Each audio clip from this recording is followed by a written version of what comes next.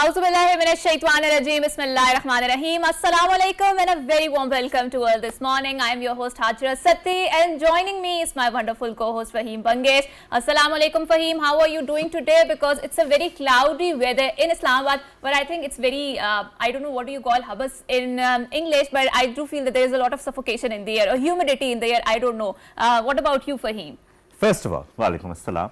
And second of all, yes, there is a lot of humidity, but at least there is some respite in the fact that there is no sunlight. That's true. That's true, but I think the humidity has covered that positive effect of sun not scorching its very intense heat on Islamabad. But alhamdulillah that we are receiving the rainfalls, intermittent rainfalls, and we have received yesterday too. And with that, there was a beautiful spectacle of the rainbow in the clouds. So that was a very pretty spectacle. You got to see that? Yes, oh, I lovely, did. Lovely. Yes, that's it. Rainbows are beautiful because I remember watching rainbows back in my childhood, but I don't get to see them very often these days.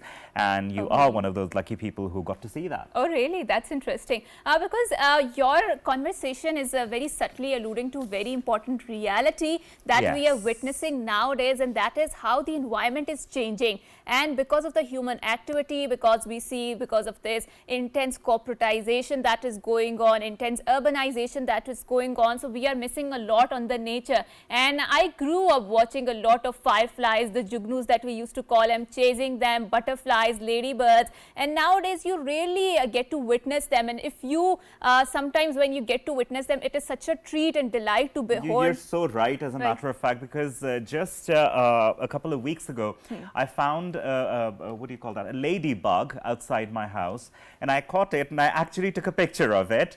That okay, maybe one day I'm going to share it with some people. Okay, this is a ladybug, perhaps with my children when they grow up, that okay, this is how it used to be, not like it is in the books. This is a real ladybug. But now they've become very, very scarce. And even not just the environment we see, even as far as food is concerned, Hajra, we see the organic foods have become quite scarce. And that is all, you know, I think interlinked, because one thing drops, the other thing drops automatically. And you have to pay more, you have to wait more to get good food, organic food. Again, this is leading to not just a deterioration of the environment, it's leading to a deterioration of health as well. And today we are celebrating the World Environment Day. That's the 5th of June, the World Environment Day. Obviously something really, really important, something really, really close to the heart of many people around the world, because this is something that you need to breathe. This is something that you need for sustenance of life. And if you don't have a good environment, you don't have anything at all. And today, the theme of the World Environment Day is land restoration, is stopping desertification, and is drought resilience. And we are going to be talking in detail and in depth about what is environment, the impacts of climate change, and the theme of the World Environment Day today. And I must introduce our guest for today to you people, and that is Dr. Fasiha Safdar. Dr. Fasiha Safdar is a PhD scholar and environmentalist. I'm very sorry. Dr. Fasiha, welcome to PTV World and a very good morning. Good morning and thank you for having me. I'm Dr. Fasiha, as you have already introduced, and I'm working as a researcher at the National Institute of Maritime Affairs. Thank you so much, Dr. Fasiha, for your brilliant introduction. And now let's kickstart the conversation. And like he mentioned, that it's very important that we observe this World Environment Day. Why? Because it is coming from a very personal tone. And we have seen over the past years a very deteriorating effects of the climatic conditions, and that too on the environment. And none is responsible other than ourselves, because our human activity, the carbon footprint that we are producing is actually contributing factor towards that. So Dr. Fasiha, now let's start with the Islamabad. We have all grown up in Islamabad and we have seen that how beautiful, how green, how clean it used to be. Not that its beauty has lessened, but we humans have certainly impacted, particularly in the degradation of the Islamabad's environment, right? Number one, why it is important that we observe this particular day, and that too, I want you to contextualize it in the context of Islamabad particularly. Okay, thank you, Hajra. So I'm going to start with the background of the World Environment Day.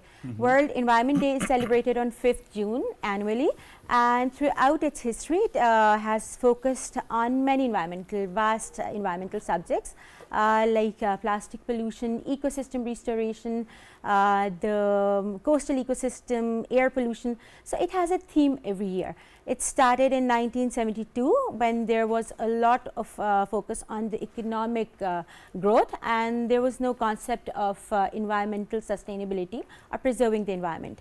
But after some incidents, the world shifted its focus to sustainable development. So in 1973, the first World Environment Day was celebrated, and after that it has been a yearly ritual of the United Nations, and it serves as a reminder every year for all the stakeholders, the government and the civil society plus the environmentalists, that we have to shift back our focus to the preserving the natural environment in the face of this economic and globalization and industrial boom. So coming back to Islamabad, I was feeling like I was nostalgic when you were talking about your childhood. I remember I grew up with ladybugs and all the butterflies all around and fireflies, us. jugnoos And too. jugnoos too, yes. But now whenever I see a ladybug or a butterfly, I have to remind my kids that, look, you're missing out on something. It's a luxury now, it's a right? luxury Yes. now, yes. Yes. So in the last 10 years, I've seen Islamabad change. In the last 15-20 years, I've seen other cities, smaller cities like Abbottabad change. This is all because our focus is on commercialization and on industrialization, but not on conserving or preserving our natural environment. But we need to remember that wherever we move, our basic sustenance is on the natural resources, and we have to conserve and preserve the natural resources for future generations. The concept is known as sustainable development.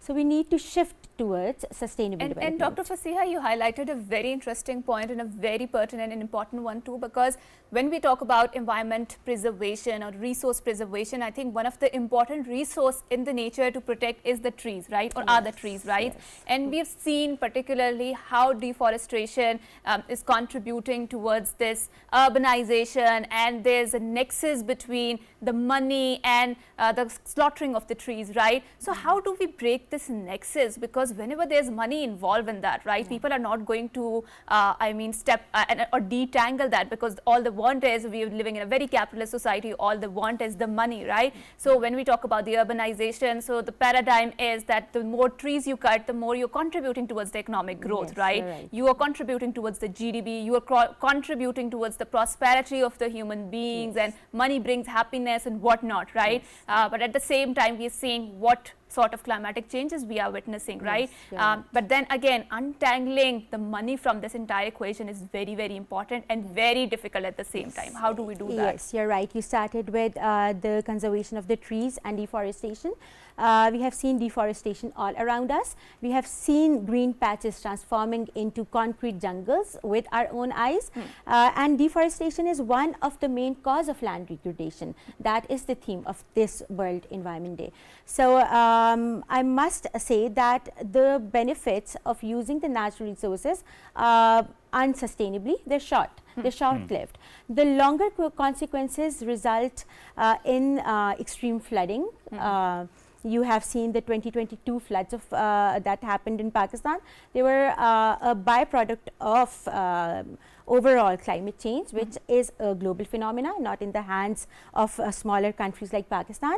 But at the same time, our practices, adaptation to climate change, adaptation to a changing environment, and conserving our natural environment is in our hands. Like the floods of 2022, they were amplified by the unplanned development in Pakistan. We have seen the course of the rivers have been changed by unplanned hotel companies and hotel businesses in the northern areas. The natural pathways have been blocked, and when the natural water heavy rainfall event occurs, and the river once the river has to flow through its natural path, it destroys whatever comes in its way. So the losses that have been estimated from 1 year of floods in Pakistan, that were of 2022, they're close to around $30 billion US. Yes. So look at the losses, the environmental and the health losses of using the natural resources unsustainably. The health losses are not even calculated in Pakistan. It is estimated, according to a research, that just in Lahore, the aerosol or the smog pollution, it is decreasing the lifespan of an average person by 7 to 8 years. But there's not enough data to show it on our in our policy papers or to present it on an international level, because we need more research on that. We need more data collection on that. So the hidden cost is a lot. There should be policies which can encourage the sustainable use of natural resources, and at the same time we can move on to greener energy resources. So we can move on in a better and a sustainable way forward. Also, when we talk about resources, like Hajar was just talking about a resource, right? Water is also an essential resource, right? Yes. It's the building block of life, I would say. 70% of humankind is water. Now, when we talk about water, we see either, since the theme of this year's World Environment Day is drought resilience as well, so either we have no water or we have water in massing the lands and getting wasted. You're right. Right? Then there is no strategy in order to store water, because we do have rainfalls and all that water gets wasted. Yes. There are some countries where they have patterns for storing that rainwater. You're right. They have patterns to in the dams that they save the water from being vaporized in the air by putting some balls or covering the water, something or the other. So why can't we as a nation do that? Because Pakistan is already a water-stressed country. You're right. True. There are many houses just in Islamabad, I would say. I'm not even going to southern Punjab or Balochistan or Sindh for that matter. In Islamabad, many of the houses which had boring done under their homes, that has dried up. You're right. Right? But then what do we do in order to help curb this issue? Because this is an ongoing issue, and this is, I think, going to get worse with the passage of time. And the water table is, I mean, Decreasing. Decreasing, Yes. yes. You're right. We must realize that Pakistan is a water-stressed country.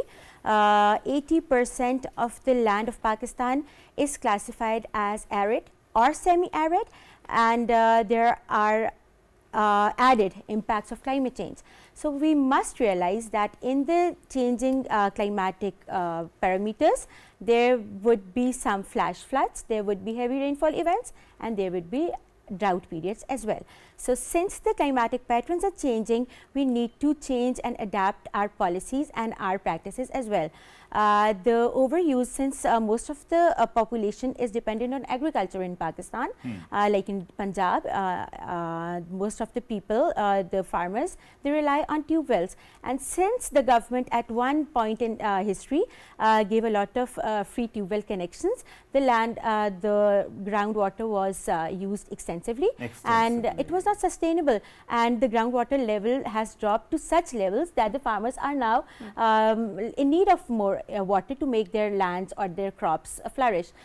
So we have to stop focusing on short-term goals, and we have to start focusing on longer-term goals for water conservation and environmental conservation as well. Also, Dr. Fasia, once I was watching this documentary, and they say elephants have very good memories, right? Yes. They pass on that knowledge to their children wherever the water is, where they have to travel. Yes. But now their children travel where the water is, and there is no water. You're right. So when we talk about drought resilience, due to that drought, as the water has vanished from those places, what is the UN or what is the global bodies, what are they planning as far as this is concerned? Because obviously animals are part of the ecosystem. One animal vanishes or goes extinct, that would have a huge impact on the overall ecosystem of the world. Yes. You're right. So for this, I'm going to start with the UN's efforts. So UN has a body there is an UN office for disaster risk reduction. Right. So they have a lot of projects going on in the world where they build the capacity of national organizations to fight natural disasters. One of the natural disaster they build the capacity for is drought and desertification. So in Pakistan too, I'm going to give you some examples in Pakistan, since our work is also related to the coastal areas of Pakistan. I'm going to start with that, and I'm going to give some more examples as well. Mangroves are very important for the coastal communities. Mangroves are a sort of a forest, but they grow in the coastal communities where there's a lot of water present in the soil. They grow in marshy areas. They not only serve as livelihood for the people of those areas, because they cut the trees for their livelihood, fire as a fuel, as their home, but they also provide the other opportunities of a lot of fish species grow there, and a lot of migratory birds nest there. So they are a hot biodiversity spot. Pakistan's mangroves were decreasing at a very fast rate till 2005. After that, the Sindh Department of Forest, along with the IUCN and WWF, plus some efforts of UNDP and Pakistan Navy as well, they started a campaign for conservation of mangroves. And it is a success story for Pakistan that the mangrove cover has grown up from around 95,000 hectares to 180,000 hectares. It has almost doubled. So this is a success story, that when you are working in a coordinated manner with the help of the international community, the UN bodies and the other international or global conservation bodies, and keeping in loop the local knowledge of the people and the local cooperation as well, you can achieve great results. So Pakistan has been lauded a lot for this effort. Other than that, Pakistan's government has started living in this initiative with the UN. So it's an initiative which talks about the whole Indus Delta and the whole Indus Basin, started from the north and going till the south, where the Indus meets the Arabian Sea. So they're planning to install some lakes which can store the rainwater, and then the water infiltrates through the natural soil and increases the water table slowly and gradually. Then you can also have covered areas for irrigation water, where the water can go into the underground reserves, but it cannot evaporate due to higher rising temperatures. So other than that, planting trees along the Indus Delta or the whole Indus Basin, it stops erosion. Right. It stops the degradation of the land. Right. So these are some of the initiatives that are happening in Pakistan. Thank you so much for highlighting that. And Dr. Fasiha, now because of the paucity of the time, so let's explore a very important point, which is a very dangerous nexus between the environment degradation and the rise in the tourism. And it's not just, it's talking Pakistani land, it's all over the globe. So if you go to the northern areas, if you go to Naran Kaghan, if you see how rapidly the bazaars are propping up and they are impacting the local environment. And you alluded to a very important point in the mangroves when you said that the local communities or the rural communities are very important stakeholder in the environment conservation, because the local farmers, they are getting the shrimps, the fisheries that are nestling bed in the mangroves roots, right?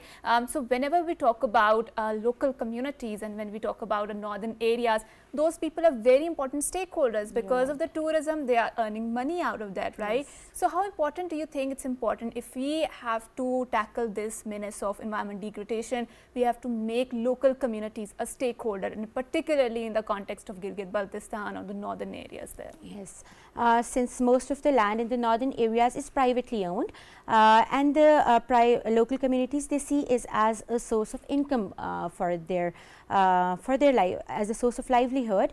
They transform the private land into hotels and other recreational spots. First of all, there should be a mechanism by the government to monitor the development in any area. So this is unplanned development, and this has to be stopped. There should be laws and legislation to you can say like only those construction activities would be allowed which are sustainable, or they Right. conform to some rules. Which are And not they pressurizing the local environment, they're right? not, yes. So in this case, the local community's awareness is very important. They have to realize that although they're using the natural resources for the benefit, but this is all short-lived.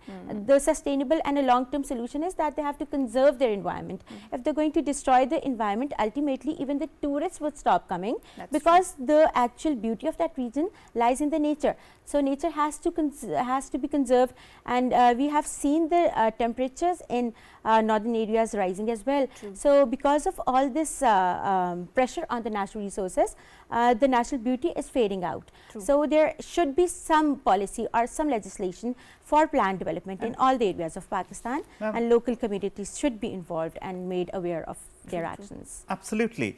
Also, whenever we talk about global warming, people say now it's the era of global boiling. But people also say, by people, I mean the global north, the UN, and everybody, all the stakeholders, basically. And they say that we still have time. We still have some time left. If we don't care about it, everything's going to be lost. When we talk about time, how much time do you think we have, and how careful are we supposed to be as individuals, as citizens of this world? Yes, I think that the climate change that we used to talk about is, we used to say that it is going to happen. It is not going to happen. We are living in it. The climate change has happened. The consequences are happening right now. We are living in the present, in this in the era of climate change. So we don't have any time to waste any longer. On the world, in the last conference of parties, that is the also known as the COP, or the yes. climate change international climate change conference. Even all the countries, they highlighted that this is the last opportunity that we have to show seriousness towards averting a natural disaster, because we have reached a point of no return now. So at this point, this is the point where the north and the south, the global north and the south, have to join hands and move forward towards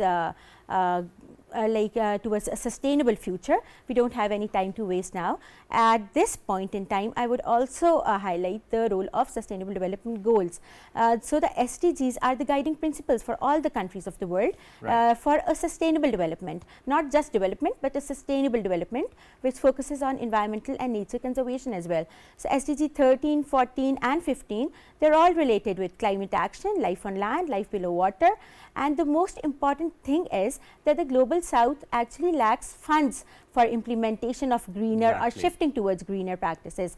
But then the solution comes in the form of SDG 15. SDG 17, that is the partnership for goals. For under that SDG, the global north is compelled, it is obliged to transfer their knowledge, transfer their technology to the developing world, transfer the skills to the developing world, and as well as pay for the pollution that they have already released into the greenhouse gases that they've already released into the environment. I think so it's a social, moral and ethical responsibility to do that. And I hope they're able to realize this responsibility, because there's so much political bickering involved in that, but they're not realizing that the climatic changes requires a global solutions to combat this global problem. But thank you so much, Dr. Fasiha, for coming to our show and for enlightening us about the environmental changes, about the how we are contributing towards the environment degradation, and what can we do to better improve the environment. After a short break, we will be right back, and we are further going to explore what are some of the good environmental practices that on an individual level and on the community level we can implement by reducing our carbon footprint. We are going to explore it, so don't go anywhere, and good morning. Thank you so much. Thank you.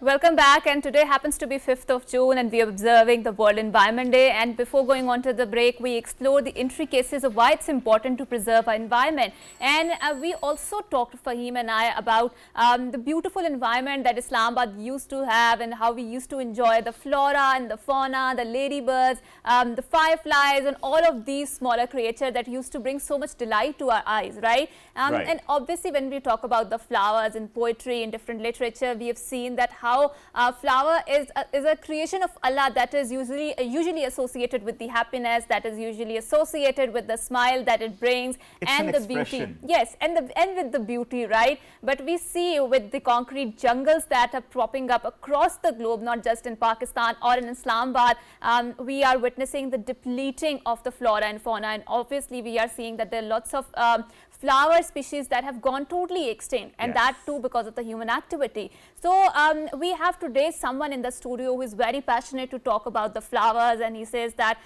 it's a pity that our children are going to miss on a lot of species of the flower that are going to extinct. So without any further ado, Fahim, why don't you take a lead and introduce our guest? So we have in our second segment Munir Ahmed Saab. He's an environmentalist. We are very glad to have him in the studios. Munir Ahmed Saab, Assalamu alaikum and welcome to BTV World. Walaikum Assalam, and thank you so much for inviting me today. It's a pleasure, sir. It's Yeah. a pleasure. Now, sir, I believe flowers are expressions. Hajra believes flowers are a source of happiness. Yet, the sad part is that many of the species of flowers are going extinct, which is something to ponder upon. It's something that everybody, all the stakeholders, by stakeholders, I mean all citizens of the world, they should be responsible and worried about this, not just the people who are environmentalists, people who are in the UN. I think each and everybody. How can we contribute in playing our part in saving the environment? Of course, every individual has, and as you said, flowers are expression. You know, I believe it's not only the expression of the human beings to present flowers to someone. As a goodwill gesture, as love and like passion, but the flowers are the expression of nature as well. Expression that nature tenders to you, to all the humankind, basically. And it is really very unfortunate that many species of flowers have extinct. Not only the species of flowers, there are many floras and faunas that have extended because of the human beings. Human beings have to change their habits, especially those who are in the industry, different industries. They have to make their industry more environment friendly. They have to reduce their carbon emissions. They have to comply with all the environmental obligations they have. Just the vested interest of few people has destroyed the entire ecosystem, the system of life on the earth. What we should do? One, we can contribute our part of to two things. One, to reduce the exploitation of the nature. One thing. Secondly, to contribute to restore the nature. That is very important. These are the two things that an individual can do. I can conserve water by using less water or wasting water. I can manage my litter not to, throw on the streets or like the other places or in the parks. The second thing, I can control my sewage, that it should not go to the places, and it should not disturb the nature. So these are the things, or at least I can rationally use my vehicle. I can maintain my vehicle. But It will, sure. it will, let me, just one thing. It will not only reduce the efficiency of my vehicle, but also reduce the consumption of petrol. Right. Ultimately, it will reduce the carbon emissions. Right, sir, thank you so much for pointing it out, and you were alluding to the fact that how we can reduce our carbon emission, right? That is also individual responsibility. We should not be always looking towards at the state level. But at the same time, you have alluded to a very important discussion, and you said that we need to change our habits, right? And the big industries need to rethink their ways. Well, we've also explored the role of capitalism and money and environment degradation. But when you talk about, I mean, and for example, if you see how the carbon industry is contributing towards the carbon emissions, right? And if you see that there are countries who are actually earning money because of the oil that they are selling, right? But when we talk about reforming or upgrading our environment, that means that we've also lock our horns with the bull in the form of the oil industry out there. Do you think it's such an easy task to uphold? How can we encourage those countries or those particular nations, because they're earning money and they're earning billions amount of the money, right? And Hajra is quite right, because consumerism, intense consumerism has become a habit of all mankind today. Right. Of course, for years, I'm communicating only one message. That is, reduce your consumption. Everyone has to reduce its consumption of whatever they are consuming. And our religion also. Yes. Rather, I believe every religion stress upon the Balance. balance. Yes. Maybe like using less resources what the nature offers or what you have. And this is the one thing. And secondly, Haja has talked about the capital economy and the role of oil and gas development companies in it. That is, it may be like 4 or 5 decades or 7 decades back, it may be the only source of energy. Now we have alternate source of energy, the sun, the wind, the renewable energy. But we are not harnessing the potential of that. Governments might have, nations might have, those companies, the multinational companies might have their own vested interest, because oil and gas companies, they have to produce more and more to earn their profits, and there is no limit to the earning and to the profits. So, but you and me can reduce the consumption and their productions. For example, they produce 1 billion barrels. True. The consumption is 10 billion, or less, much less, or 50% or 30% of that. Will they be producing that much amount? No. We have to reduce ourselves. Now, we are talking about e-vehicles. Yes. E-vehicles are being stopped to spread, and that is the best solution that we can. The solar panels. Are they? I don't think so. Huh? Are they? I don't think so, because this is just a marketing strategy to, and they're, yes, they're not going to produce the carbon emissions, but I mean the amount of the energy that it takes to produce an e-vehicle, it is producing a lot of, exerting a lot of pressure on the environment, right? I read about that. Yes, and it's just greenwashing, right? And because the marketing companies want to earn a lot of money out of it. At the end of the day, it's all about money, right? Yeah, it's all about money, of course. It's very difficult to untangle money from that equation, and inducing the lifestyle changes that has been us so much luxuries that were not present in our parents' generation, or maybe But, in our Manish, You are right, as far as Fahim, you are right, but I think we need to think rationally. Right. That is very important. If every individual start thinking rationally and start practicing something that is best for him as well as for the nature, and complying the environmental regulations that have been formulated in Pakistan or other countries, then I believe it will we will start seeing some change that we are looking for. For example, like if we only go for the renewable energy or the solar panels, such kind of things, certainly it will reduce the fuel Stress consumption to right. produce the electricity. So, if we start recycling our waste, that could be a good practice. And yesterday we launched Pakistan Environmental Awards with the different organizations and environmental protection agencies and industrial associations. some of the people in every association, in every platform, they are looking for change in their industry itself, and they are having very good practices. They are, the rainwater harvesting. Many industrial companies have started rainwater harvesting, and they are not relying on the natural water that coming out of the underground water.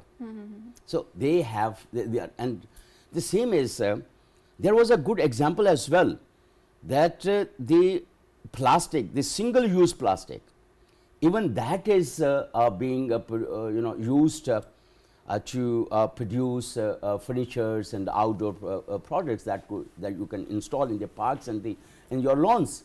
So there are many good practices coming out.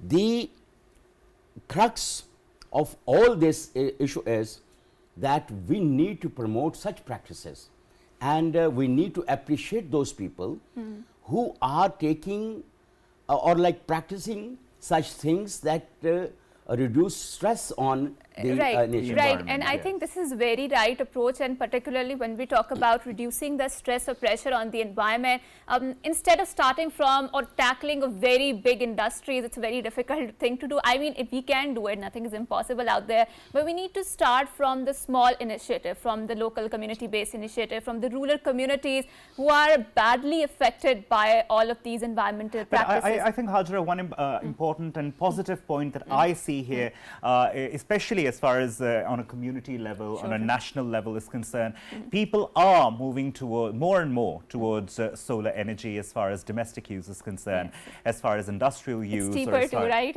Yeah, it's cheaper as well. True. Exactly. And that will indeed reduce the stress as far as fuel consumption is concerned to make electricity, to generate electricity for the rest of the nation.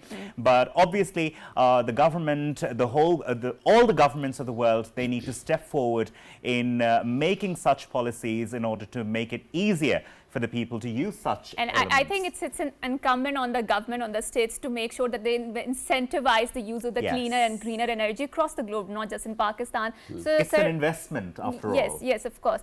Not just on the environment, but also, on your pockets too, because that's exactly why I call it an investment. Yes, because of the increasing inflation. But now, sir, let's move towards these smaller communities, and we see that how people are getting affected because of the environmental degradation, right? So we've seen the farmers getting impacted because of the abnormal patterns, and we humans are contributing towards that. So how can we make them as a change agent so that they take more ownership of the land, environment upgradation, I would say, and they can tackle all of those people, because their livelihood depends upon the environment upgradation, so that they are a better resource that we can utilize. Very right. We need to reach out to the communities. First, I think I should mention that yesterday we also appreciated the efforts of the PTV World Morning Show. Thank you so much.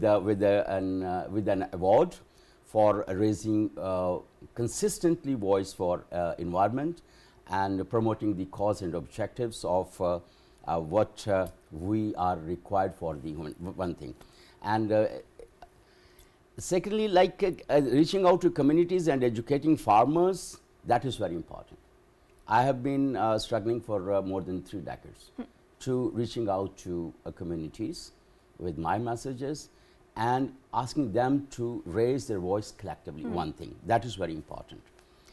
The way they can raise their issues to the authorities, that is very pertinent. Secondly, the role of educating them cannot be, we cannot undermine that, the role the media can do, or even the authorities need to educate them. It is not just about the education, means not the formal books, the informal education means like, and that should be based on the research. Unfortunately, the research that we have, that is shelved, dusting in the shelves, and that is not reaching out to the communities, how they can use that research to combat the challenge of the today. And thirdly, whatever meager thing goes over there, they don't know how to use that research or use the best practices. For example, as Hajar said, the weather patterns. They have no idea what the weather patterns are. Yes. And when they have to sow the wheat and when they have to sow the rice, rice needs more water. Where the water will come from? And how they can harness the potential of the rainwater. How they can do it. You're talking about local communities. The local community. Local community. I can see only two best practices in this regard. One individual in the Chakwal built his own small dam, producing electricity through the hydroelectricity through the water they run, and also using that water for the agriculture, not for their own lands, his own lands, but to and giving to the nearby villages for the agriculture. There is another example in the Patwar region that the government and the local communities, they developed a pond for themselves, because Patwar is always starved of water. So the communities, with the technical support of the government and the UNDP, they developed a pond.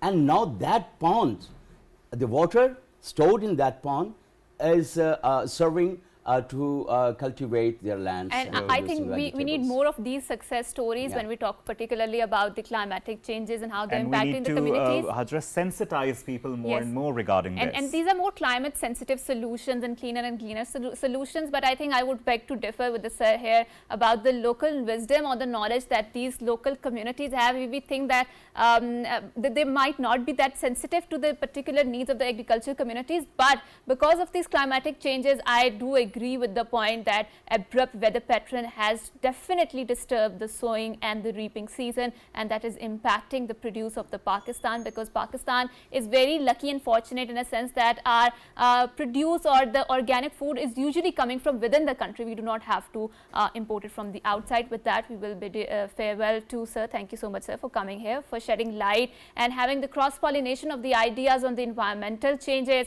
how they're impacting us, and that is coming from a very personalized tone, because we in the third world country, we in the underdeveloped or rather developing country are facing that, and these sort of changes requires a global solution, a global help, and a global sort of a cooperation to fight these changes. With that, we are bidding you farewell. Until next time, it's a goodbye, Allah Hafiz, and good morning.